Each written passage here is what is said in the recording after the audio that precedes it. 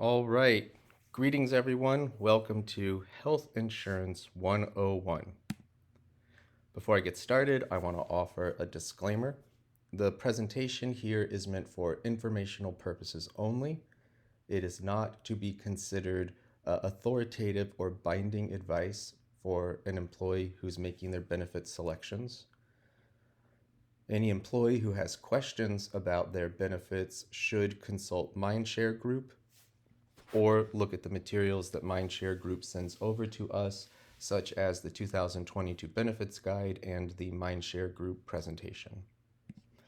And the purpose of today's presentation is to offer an accessible sort of big picture introduction to the key terms and concepts that will come up that an employee will face when they're making their 2022 benefit selection.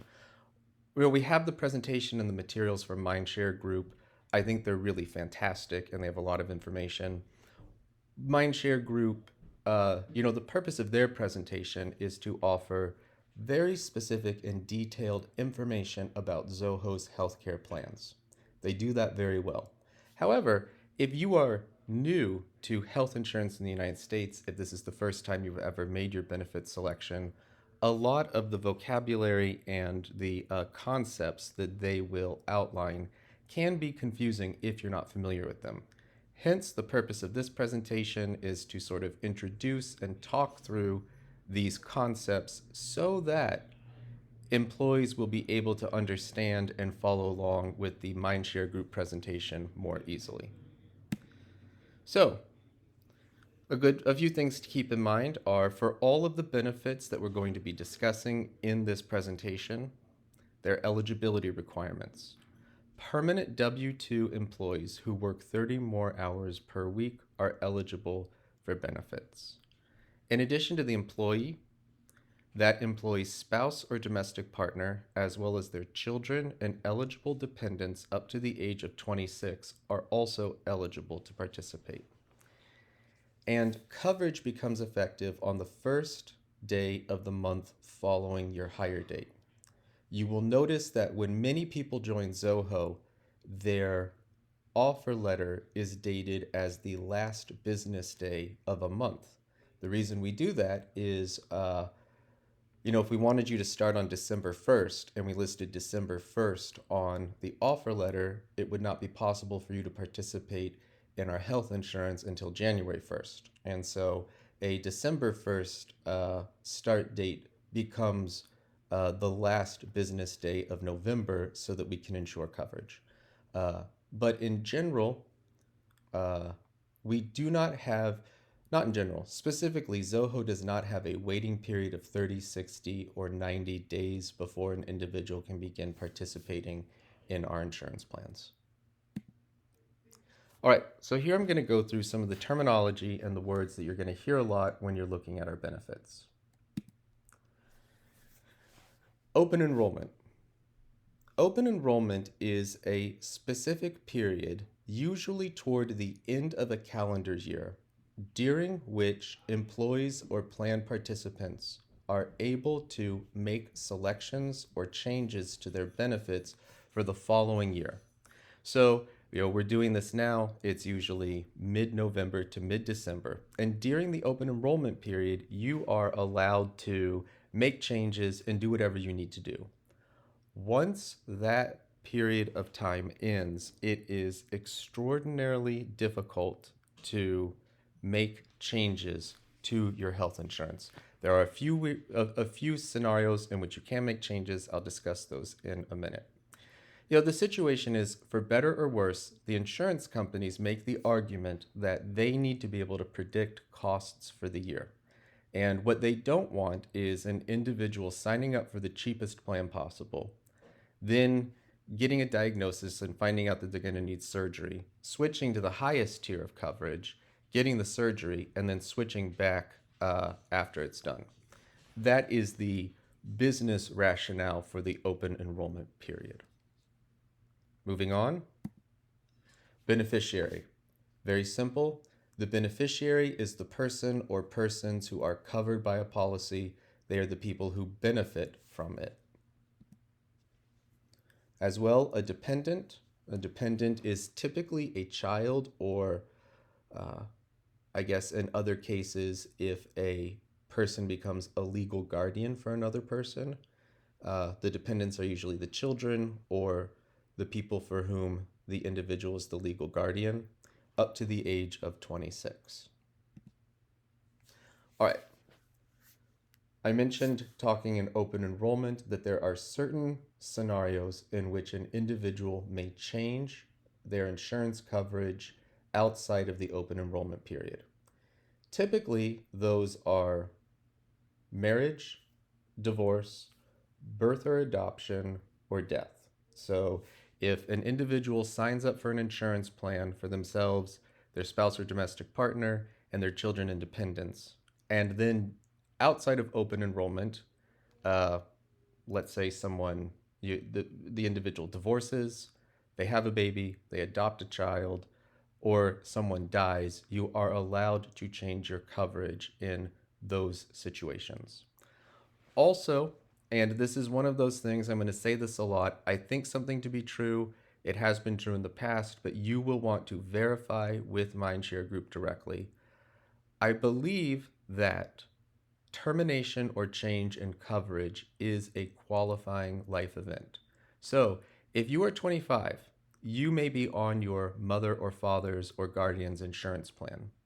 When you turn 26, you may be kicked off that plan.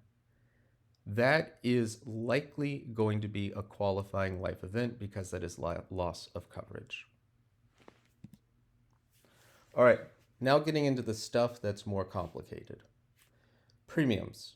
Premiums are the amount that Zoho and the individual pays every month to participate in insurance. If you have car insurance, you're familiar with this idea. The premium is usually the number that people look at most closely when they're selecting their car insurance. I guess you could think of it like a subscription service. So if health insurance is like Netflix, premiums are what you pay every month to participate in them.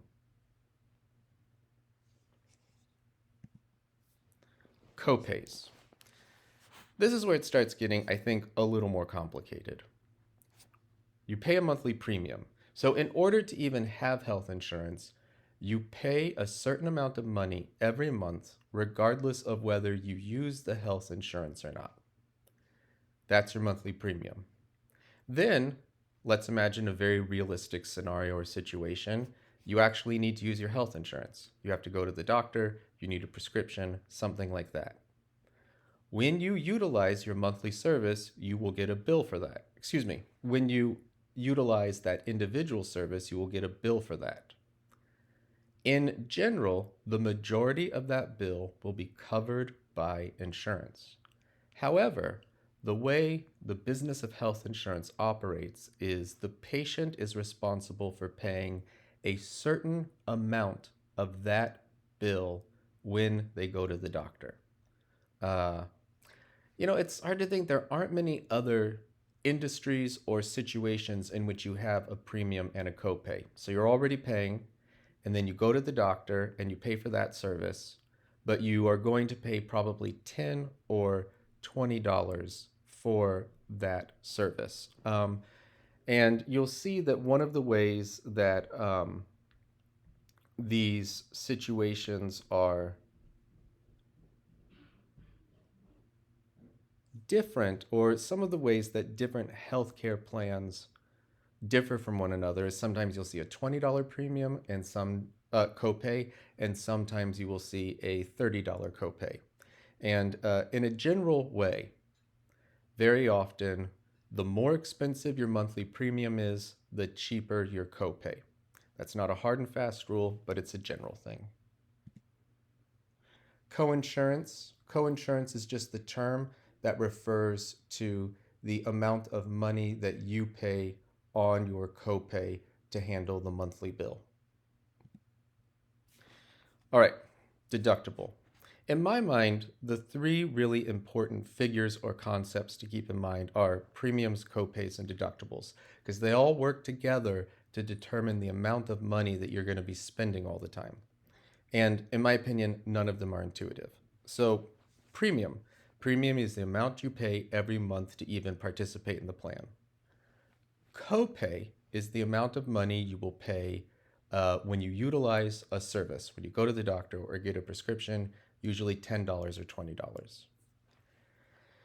Deductible is sort of an entirely different concept. And if you are new to insurance coverage in the United States, this is kind of a strange one. But a deductible refers to the amount of money that the beneficiary must pay out of pocket before insurance coverage kicks in. What this means is that you will sign up for a plan and say you have a $500 deductible. What this means is that insurance will not cover anything until you max out your out-of-pocket deductible. Once you max out your out-of-pocket deductible, then insurance coverage kicks in.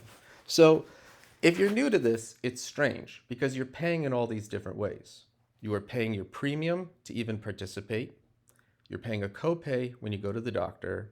And the deductible is the amount of money you have to spend before out of pocket for this stuff even to work. And it is what it is. A thing to keep in mind as just as there's a relationship between the cost of a monthly premium and the amount of a copay, there is also very often a relationship between the monthly premium cost and the amount of the deductible. In general, if you have higher premiums, you'll have a lower deductible, which means that you will know you are paying a lot. You'll be paying a lot every month no matter what happens.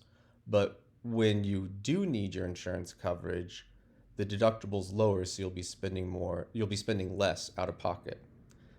Other times, you will see plans with a lower monthly premium and a much higher deductible, which means that you are not spending a lot upfront every month. Your fixed costs are pretty low, but then the unpredictable and incidental costs of utilizing your healthcare coverage become much higher.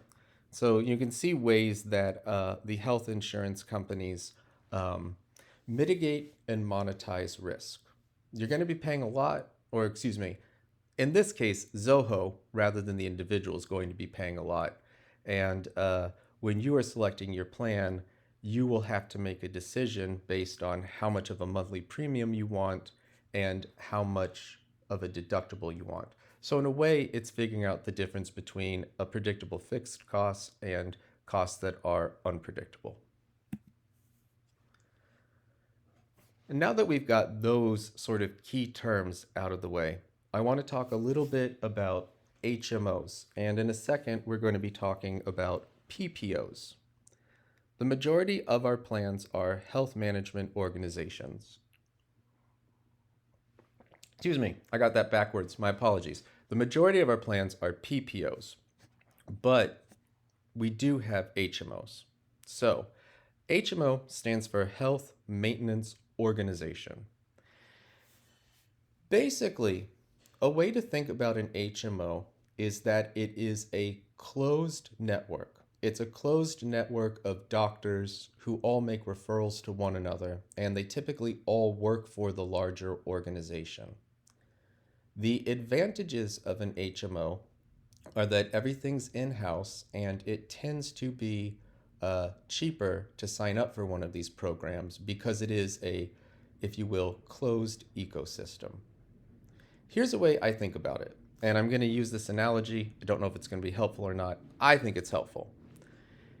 Imagine that you are planning a spring break trip to Mexico. You have several options for how you want that trip to go. In my opinion, a health maintenance organization is something that is somewhat equivalent to going on a cruise for your vacation. What I mean by that is, you sign up, you go on the cruise ship, and once you're on the cruise ship, you will find kind of everything you could want or need. Name an activity, they probably have it. Name a type of food, they probably have it. You can swim, you can do midnight buffets, you can gamble at slot machines, you can do yoga, there are athletic activities, you can watch movies, you can dance, all that. In a way, when you're on a cruise ship, you can do or eat anything you want as long as it's on the cruise ship. So there is, for all the variety and all of the options that will be available to you on a cruise ship, you will eventually hit a certain limit because even though they have seemingly endless varieties of food and activities, at some point someone's going to have a craving for something that's not on the cruise ship. And in a way, that's how an HMO works. They have almost everything you could ever need, and it's pretty much all right there. But the drawback is occasionally it can be complicated if there's something you particularly want or need that might not be there at that moment. And what I mean by this, and no, I'm not saying that if you need a specific type of surgery, you won't be able to get it because they forgot to bring neurosurgeons on the cruise. That's overstating it. What I mean is that there are certain administrative constraints to a health maintenance organization. The best well known is that in a health maintenance organization, typically you have your primary care physician or your GP. And you need to do everything through that GP. So, for instance, if you need to see a specialist, what you will need to do is make an appointment with your GP and then get a referral to that specialist.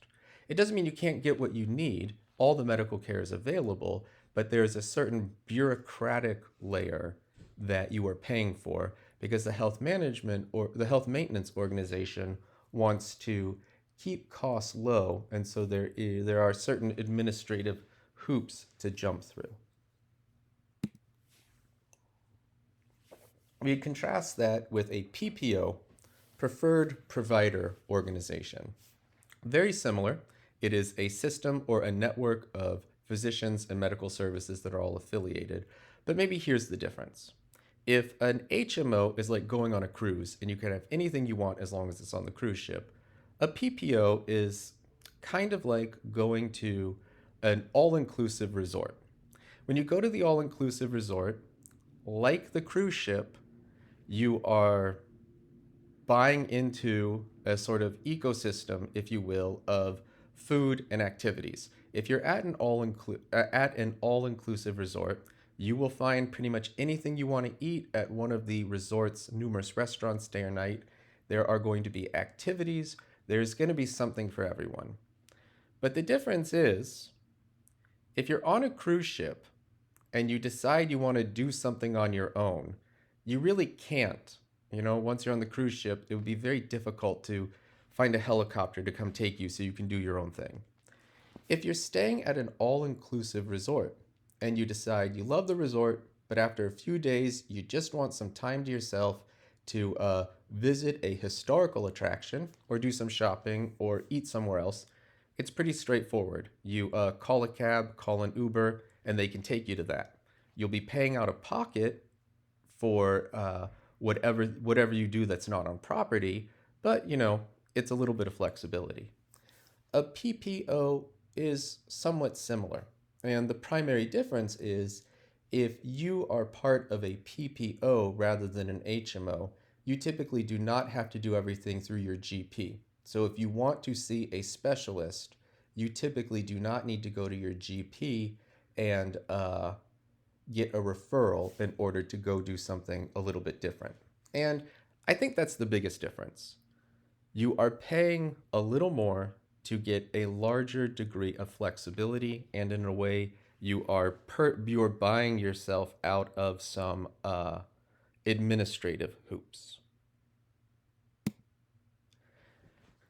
Now, I want to talk quickly about HSAs and HDHP, high deductible health plan.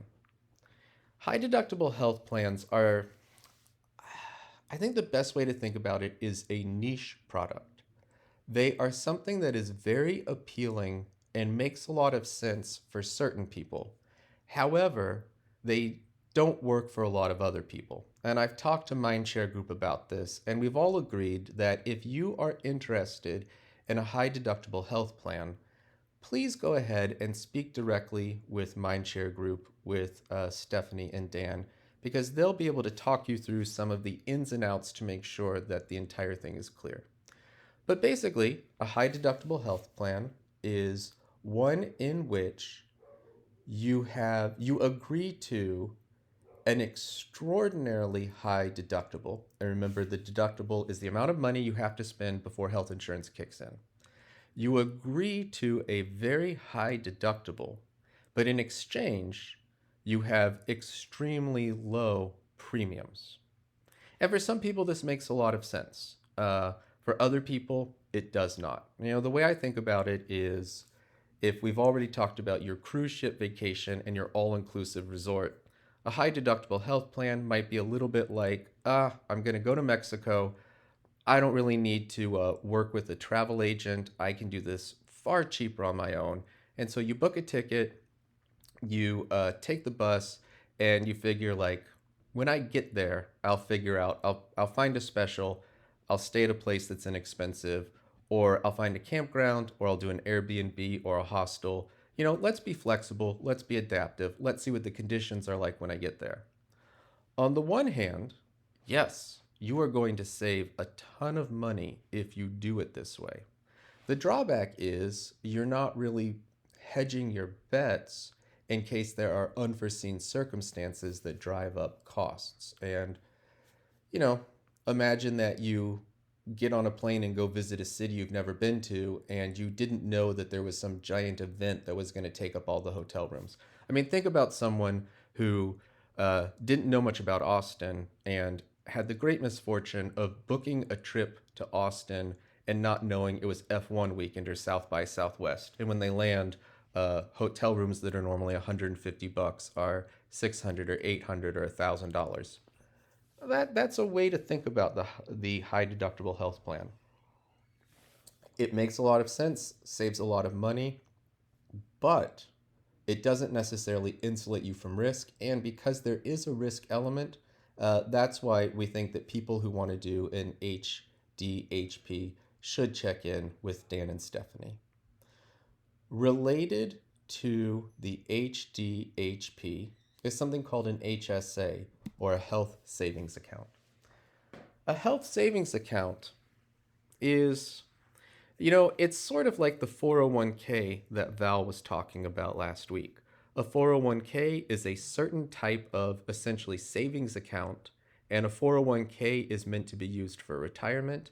An HSA is a certain type of savings account that is primarily designed to be used for health purposes, and very often it is designed to be used to fund a high deductible healthcare plan. You don't have to do them together, but most people do, and honestly, that makes the most sense. And Val mentioned this during his presentation. An HSA does have some really compelling cost benefits to it. It is pre-tax money, so you're not paying taxes on it. And then when you withdraw for eligible expenses, those also are not taxed. And so, there are some tremendously compelling reasons to look into an HSA. Moving back to this, really the HMO, the PPO, and the HDHP, if you participate in Zoho's insurance, you're going to pick one of those three. And you just have to decide, in a way, what sort of vacation you want to have. Somewhat separate from all of those is the FSA, or a flexible spending account. The flexible spending account is also a special type of savings account, so like the HSA and the 401k. And what it is you fund your FSA with pre-tax dollars, and then you can use those pre-tax dollars for certain healthcare costs. Usually people do this if they know they're going to need something that is not covered by our insurance usually. Braces and orthodontia is a big one. But these days, an FSA,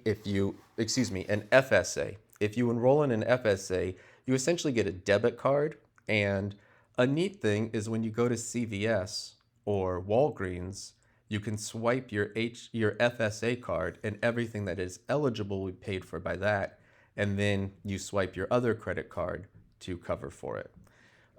With both FSA and HSA, there's a lot of fine print. There are very specific amounts of money that you can contribute to it. A nice thing about the HSA is the money is yours forever. But in FSA, if you put money into it at the beginning of the year, you have to use it during the year or it expires. And that's one of the reasons that the amounts for an FSA are typically $2,000 to $3,000. So if you need braces, it won't cover the entire cost of braces, but it will make a dent in it. Again, with all of these, there's a lot of fine print, and there are a lot of complex situations that determine how best these programs are used. And those are the sorts of things that Stephanie and Dan will be talking about in their presentation. All right, so everything we've been talking about so far refers to health insurance. Now we want to move on to our dental insurance. The dental insurance that Zoho offers is pretty simple because all of our insurance plans are through one carrier, MetLife, and there are two options. There's the high plan or the low plan. That's their vocabulary. There's really the less expensive and the more expensive option. The plans are pretty similar, and what they do is they offer coverage for routine dental care, like getting your teeth cleaned. And then in practice, you get a discount for cavities and root canals. And then some cover more complex procedures like orthodontia, but there's significant constraints to how braces and orthodontia are covered. The main differences that you'll find when you go through the benefits guide between the two options of the high plan or the low plan are in-network versus out-of-network costs. I was talking about an HMO where most everything is in-network. And the main way that costs change with our dental insurance is that it'll be cheaper to stay in-network and more expensive to go out of network. Vision plan. Our vision insurance is even more simple than the dental plan because we have one choice for everyone. It's through a company called VSP, and you either opt into it or you don't. A few things to keep in mind with VSP is it's designed to be a very good option for people who have glasses or contacts and will need regular eye exams. If you wear glasses and you know you're going to have your eyes checked this year, or you think that is a possibility and you're going to need frames and lenses, it's a very good way to look about it. It's a very good product for you to look at. If you have never had glasses and you don't have a family history of people wearing glasses, it may not make as much sense for you. There's also it's an interesting idea. It's called the Employee Assistance Program. Essentially what the Employee Assistance Program is it's an ancillary program that's, strictly speaking, health insurance, vision insurance, and dental insurance. But what it does is it offers a wide variety of resources for problems that can come up in the course of your normal life. If you need emergency legal consultation, if you need emergency counseling, if you are going through a divorce, if you are having difficulty navigating the return from work after having a child, if you are suffering loss, if you are dealing with anxiety or depression, or if you want to quit smoking, the Employee Assistance Program is one resource that you can utilize.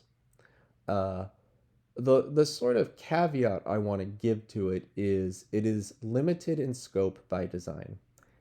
Whenever you sign up for it, it is not open-ended, but rather it's a closed amount of aid that one can get. So let's look at if you want counseling because you are going through a divorce. That is a common utilization for the Employee Assistance Program.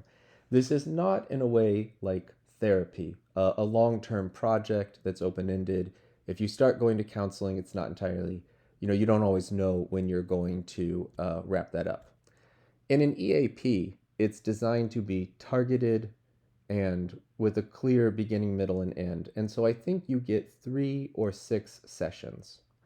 And so it is a good and cost effective resource if you do not believe that you want to have, if you don't want to start long term counseling, but you just want something short to get you through it. Dan and Stephanie will be talking a lot about this because it is the benefit we offer that is the least utilized, but also the one that most people are least familiar with. So I wanted to put the EAP on everyone's radar so that you'll be able to think about ways in which it might be useful, and we can all ask Dan and Stephanie to talk a little bit about when we might want to use it in order to increase our utilization. Mental health programs. The way insurance works in the United States is that, for better or worse, I'm going to say in this case worse, there are a lot of resources and tools if you have physical problems. If you want anything for mental health, insurance is not as equipped to deal with that. And it's, yeah, every year, I'll admit, I'm consistently a little underwhelmed by what our insurance carriers do for mental health. But they are working through new programs. Hey, a long-term benefit of the pandemic and all of our sheltering in place and working from home is that insurance companies have started to recognize that the way they have been handling these resources for mental health has been inadequate. And so, in addition to the Employee Assistance Program, PPOs, HMOs, and HDHPs are increasing the coverage that they have for mental health services. And one of the things I've asked Stephanie and Dan to spend more time talking about in this year's presentation is what is and what isn't covered, so employees have a better understanding of what resources are available to them through our benefits programs. In addition to health insurance, dental insurance, vision insurance, and the EAP, Zoho also sponsors different income protection plans.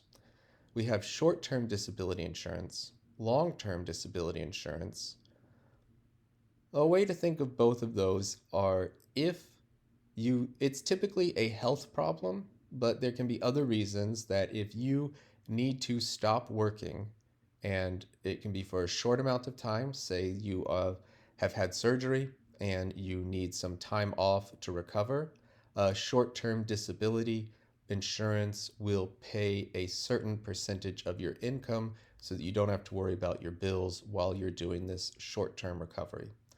Long-term disability is a similar idea, but it is considered open-ended or longer term. If you have a health problem and it is clear that it will not be a short recovery process, but something longer term, Zoho's long-term disability insurance will pay a certain percentage of your income for a longer period of time if you are medically disabled.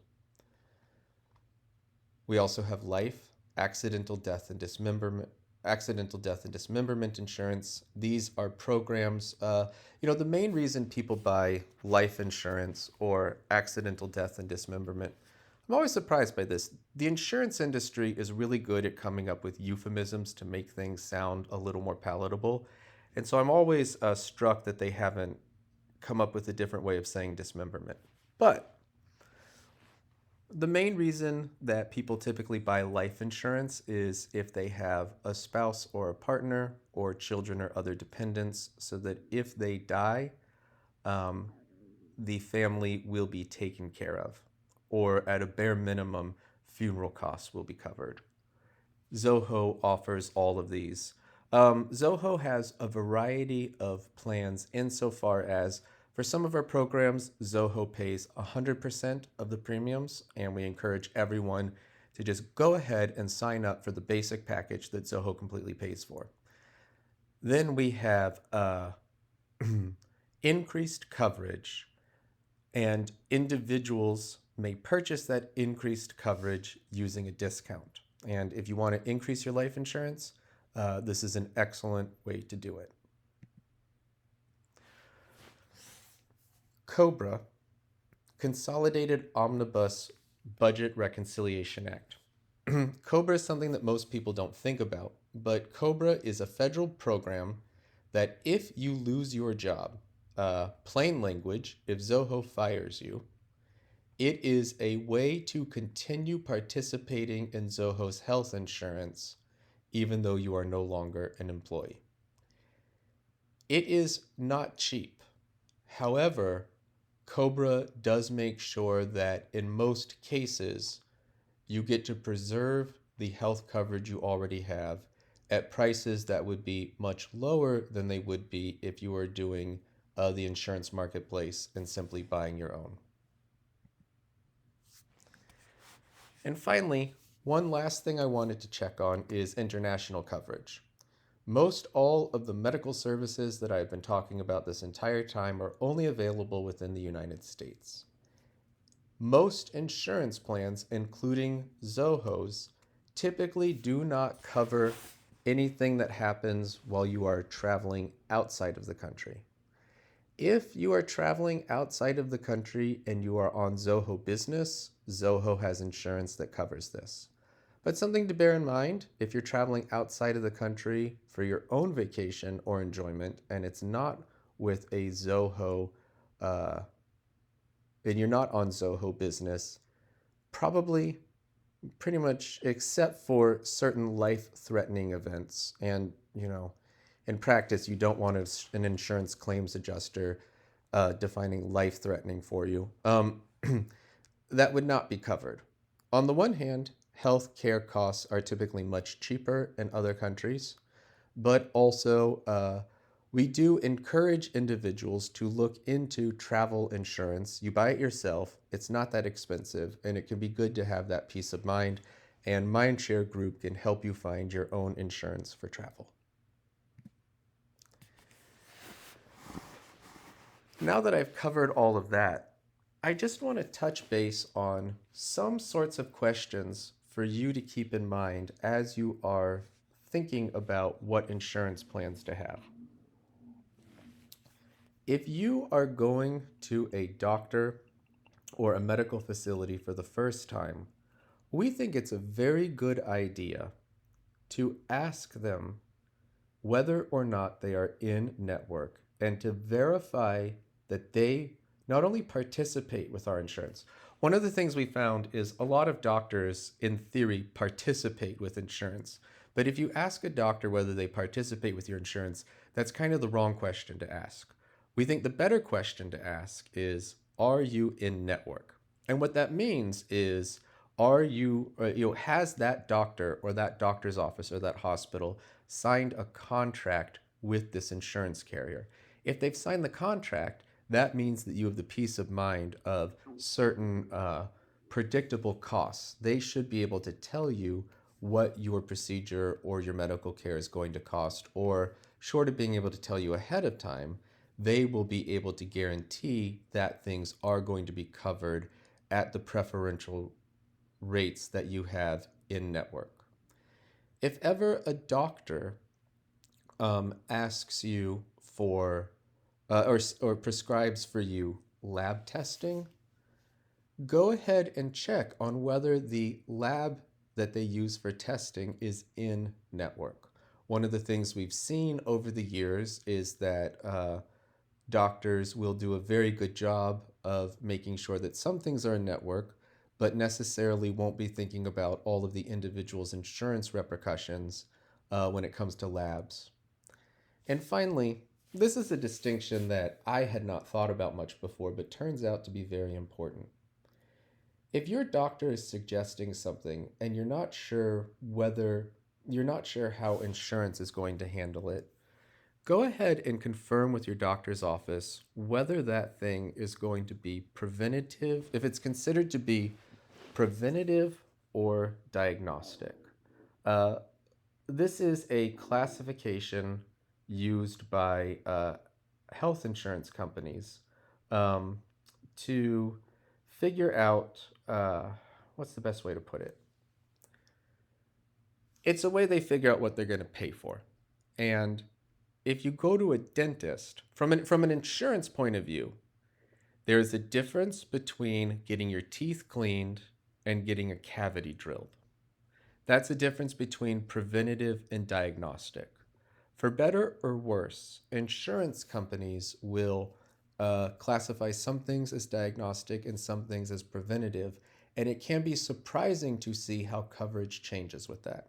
So whenever you're dealing with a doctor or a doctor's office, it never hurts to verify whether it's going to be coded as or classified as something that is going to be uh, preventative or diagnostic.